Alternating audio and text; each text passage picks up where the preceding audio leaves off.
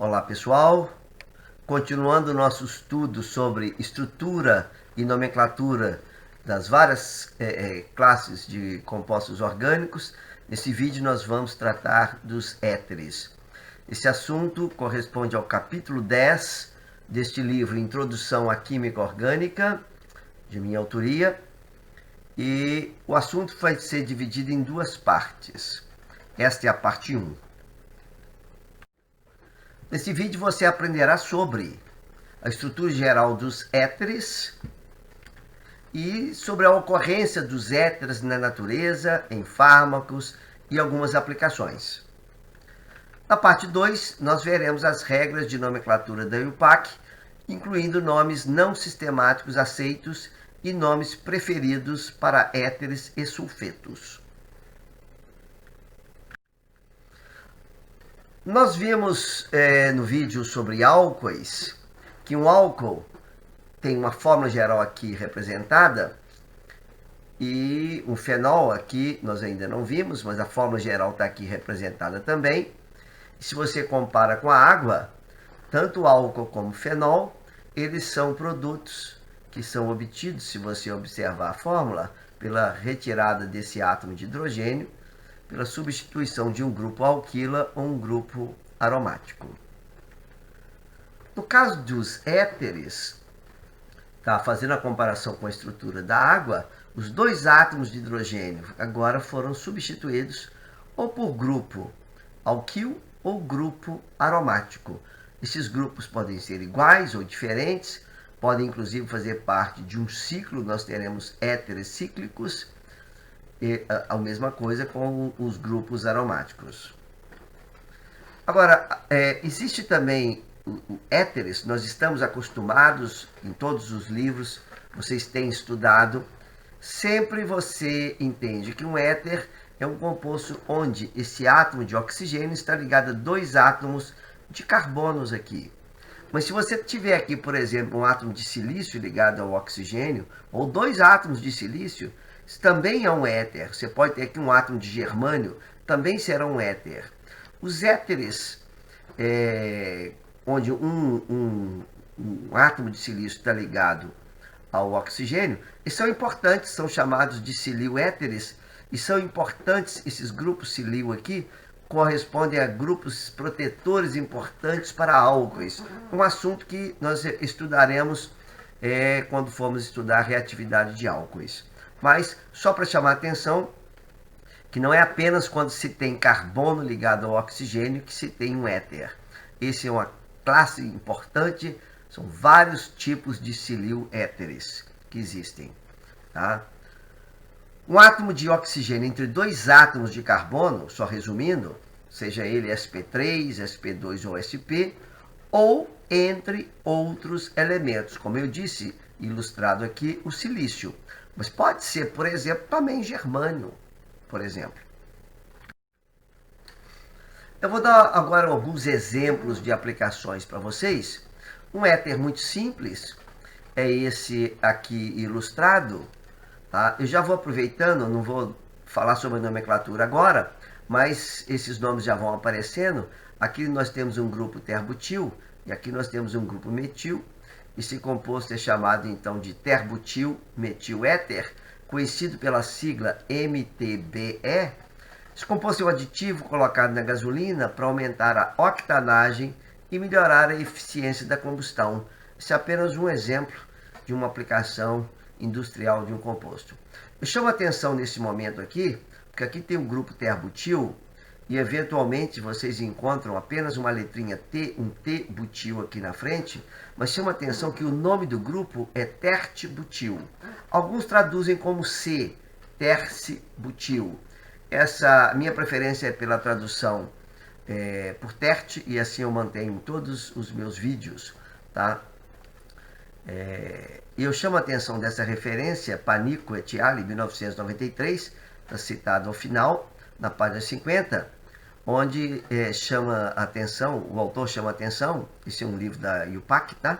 Só chama a atenção disso, chama a atenção que um T pequeno, ele não deve ser usado no lugar de tert, uma vez que essa letra era utilizada como abreviatura para trans.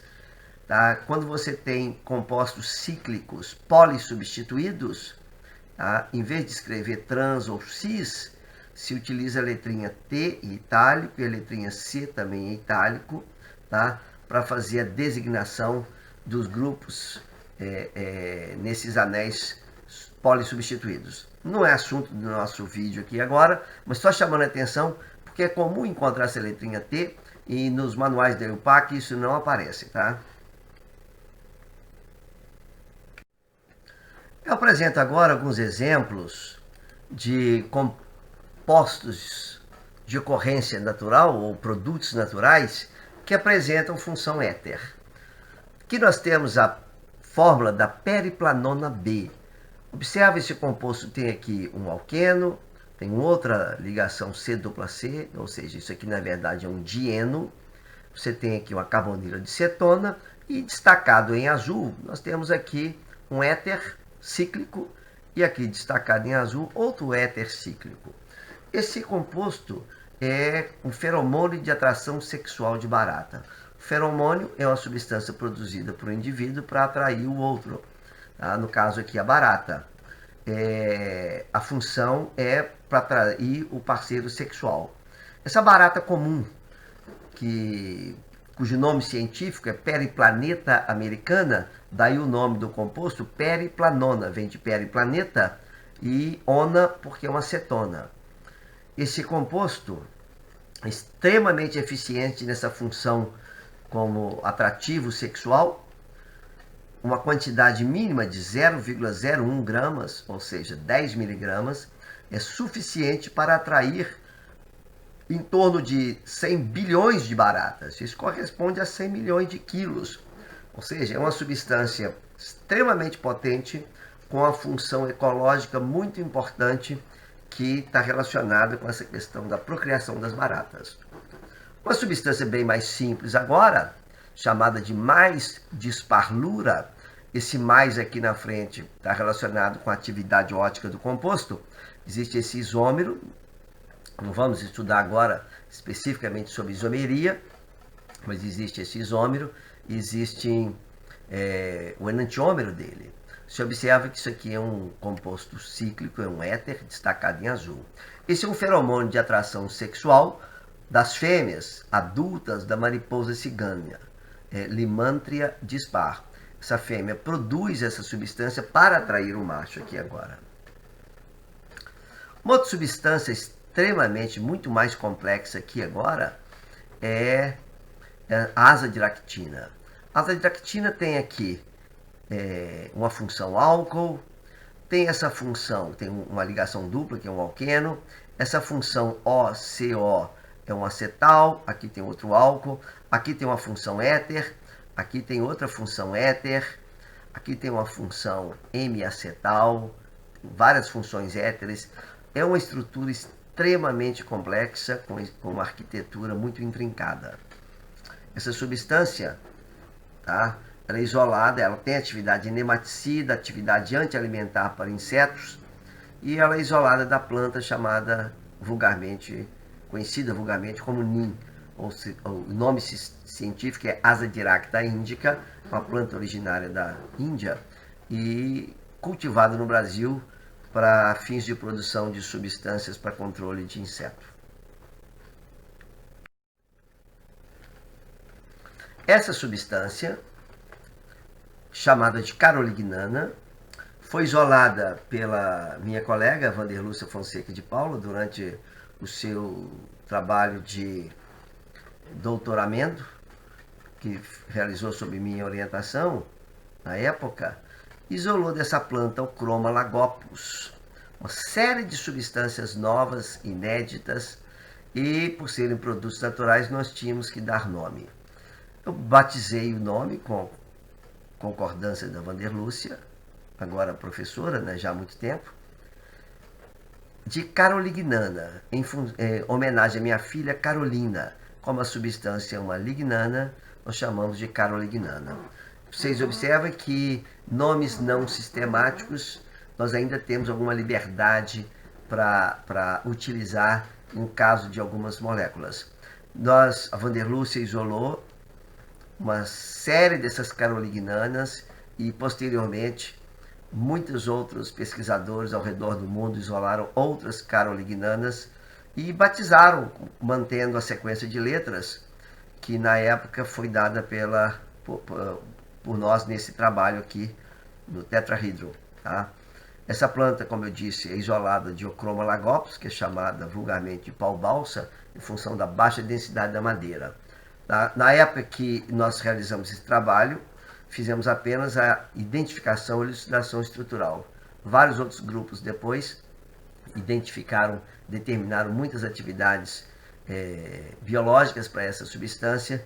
Inclusive, essas classes de substâncias já foram, inclusive, patenteadas por grupos no estrangeiro, mas foram identificadas por nós aqui no Brasil, à época, na Universidade Federal de Viçosa. Alguns exemplos de compostos utilizados como fármacos e que têm a função éter. Aqui nós temos a R-floxetina. O oxigênio está ligado, nesse caso, a um grupo aromático e a um grupo alifático. Aqui também tem um grupo amina, né? Tem uma função amina. E esse R aqui é para indicar qual a configuração absoluta daquele centro de assimetria. Esse composto é um antidepressivo, largamente utilizado, já é uma substância já não tão nova, está no mercado há muitos anos, com alguns nomes comerciais aí, e largamente empregado. Esse é o tamoxifeno. Assim como a fluoxetina, o oxigênio está ligado a um grupo alifático e a um grupo aromático. Esse composto é usado no tratamento de alguns tumores de mama. E o propranolol, que é um antidepressivo utilizado para o tratamento e prevenção do infarto do miocárdio, da angina, bem como enxaqueca.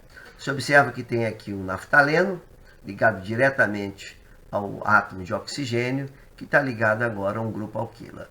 Esse composto tem 3 grupos funcionais também. Você observa que tem um álcool, um centro de assimetria ou de quiralidade aqui, e uma função amina também.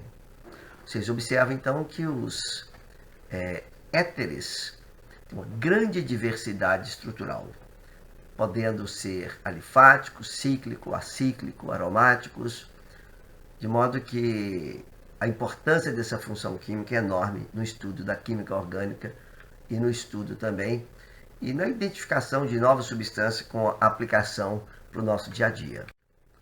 Bom, terminamos aqui essa parte.